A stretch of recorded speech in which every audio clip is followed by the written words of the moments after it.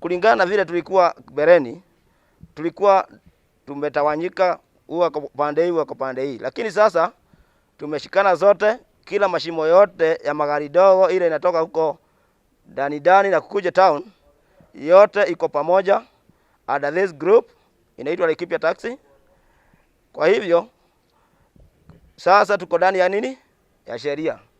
Bereni hatuko ndani ya sheria, lakini sasa tuko ndani ya sheria, na ningeshukuru kila mmoja wetu.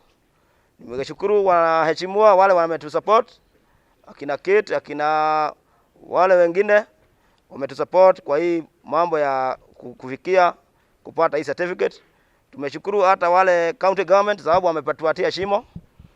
Sababu kama hatuna shimo hata certificate hatugepa. So county government tunashukuru. So sasa hatuna vita na yote. Kila na vizuri ile iko beleni hatuko tunafanya kazi sababu tulikuwa tunasubuana na watu wa matatu. Lakini saa hii sababu tuko na bei zetu, tutakaa tu kwa bei zetu na tutaendelea kufanya nini? Kazi. Tutaendelea kufanya kazi kwa bei zetu na hakuna mtu tunaingilia biashara yake. Nasi tusiingiliwe kwa biashara gani? Yetu. Tuendelee na biashara yetu kama inavyostahili. Na Mungu atatubariki tukiwa na ile mwongozo hii tutakuwa naye ya members pamoja na committee. Wakati gari dogo silisemekana ya kwamba hasitafanya kazi, ikawa sasa ni kusukumana.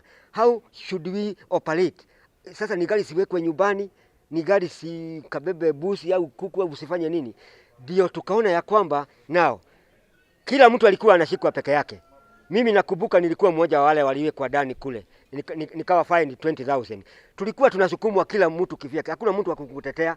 Tukaona jambo la muhimu ni kuwa na kikundi ambacho kitakuwa kikitetea nyinyi.